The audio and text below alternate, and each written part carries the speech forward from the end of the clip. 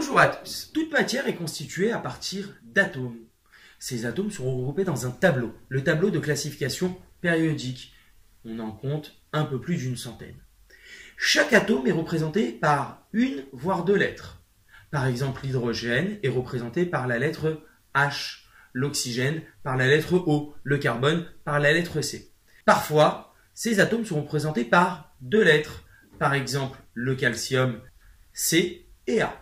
La première lettre est toujours une lettre écrite en majuscule et la seconde, s'il y en a une, sera inscrite en minuscule. Nous représentons aussi ces éléments par des sphères de différentes tailles et de différentes couleurs. Par exemple, l'oxygène sera une sphère rouge de taille moyenne, le carbone, une sphère noire, l'hydrogène, une blanche, etc., etc. Les molécules sont constituées d'atomes liés entre eux. Comment écrit-on une molécule? Prenons par exemple le dioxygène O2. Il est constitué de l'assemblage de deux atomes d'oxygène. Nous écrivons la lettre O pour oxygène et le 2 en indice placé en bas à droite pour nous dire que cette molécule est composée de deux atomes d'oxygène. Prenons un autre exemple. Le dioxyde de carbone, le fameux CO2.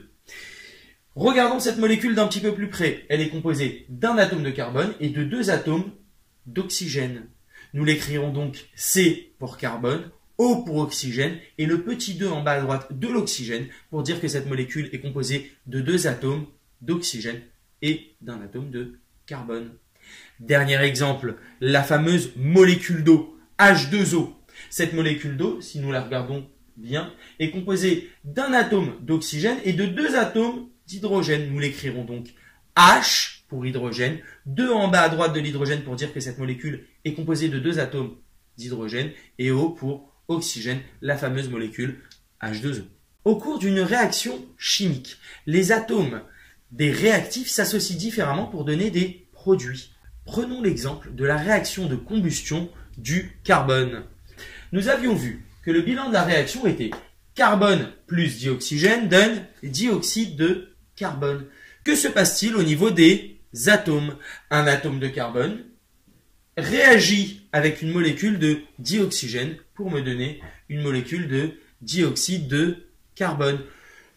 Je vous rappelle la fameuse phrase de Lavoisier. Rien ne se perd, rien ne se crée, tout se transforme. Il faut faire attention lors de l'écriture de l'équation bilan que le nombre d'atomes soit conservé. Par exemple, ici, nous avions un atome de carbone dans les réactifs. Nous avons un atome de carbone dans les produits.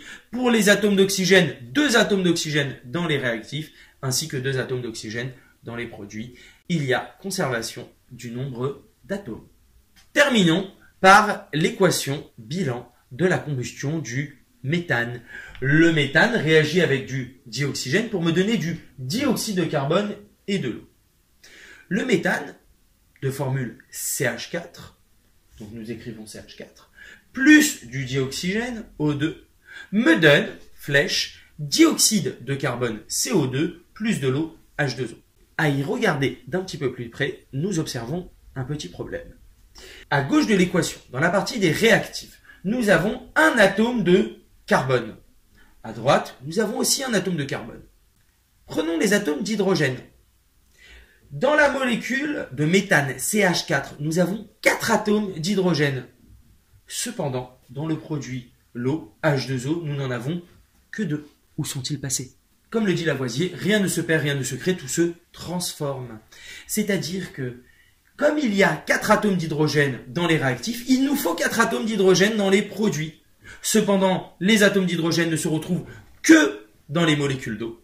Nous en déduisons donc que cette réaction ne produit pas une molécule d'eau, mais 2 molécules d'eau. Nous avons équilibré la réaction. Regardons maintenant les atomes d'oxygène.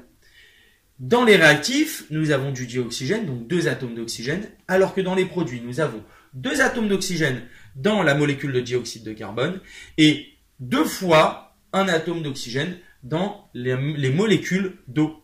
Nous avons donc 2 atomes d'oxygène dans les réactifs et 4 atomes d'oxygène dans les produits. C'est pourquoi, pour équilibrer, nous mettons un 2 devant la molécule de dioxygène afin qu'il y ait 4 atomes d'oxygène dans les réactifs et 4 atomes d'oxygène dans les produits. Si vous avez aimé cette vidéo, n'hésitez pas à la partager et à laisser un pouce bleu.